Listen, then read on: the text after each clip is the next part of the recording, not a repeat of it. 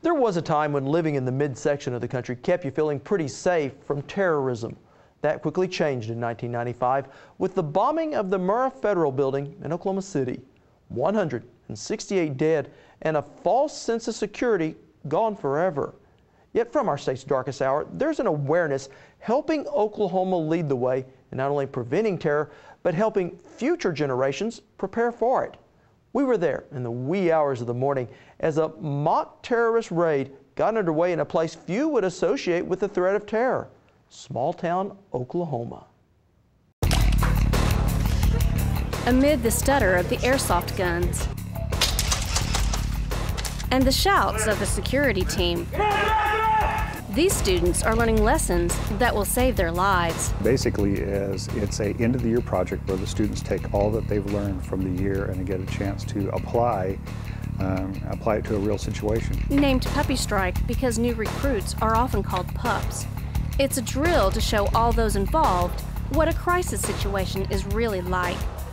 A brainchild of criminal justice instructor Mark American Horse, it's a different way of teaching that he felt challenged to try. Yes, sir. As our state director said that he was tired of career tech being the best kept secret in Oklahoma, and I thought, well, what can I do to change that? And it just kind of blossomed from there. American Horse says he tried to include as many different student classes as possible, consisting of those who would normally be involved in this type of scenario, including hazmat, computer forensics, and even EMTs. Where they see kind of where their little piece of the pie in the working world falls. Playing the part of the cyber terrorist in the drill, a network security class, hiding data on computers, even booby-trapping some. I have those hidden in a special program I use, and to access it, you hit Control, Alt, Shift, and H, and it opens up a screen. Otherwise, it cannot be found. It's unrecognized by DOS and Windows. Both the good guys and the bad guys spent days preparing for what they were about to do.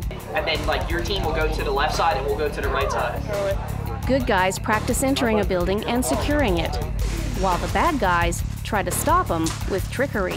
Training in the classroom and the preparedness that they learn from that is still nothing compared to actual real-world scenarios and getting out in the field and doing the job.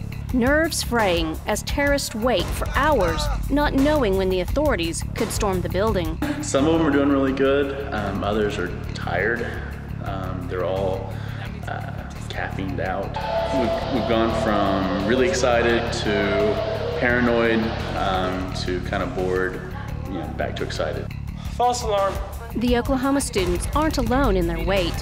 Across the country in South Carolina, a similar class is taking part in the drill, preparing for a sting with national proportions. But each investigation was handled separately, and when they conducted their investigation properly, they discovered that the states were interconnected, that it was a terrorist cell that was operating across state lines. Alongside the students, real-life law enforcement, FBI agents, part of a terrorism task force, all here to mentor these students through the dangers of a raid.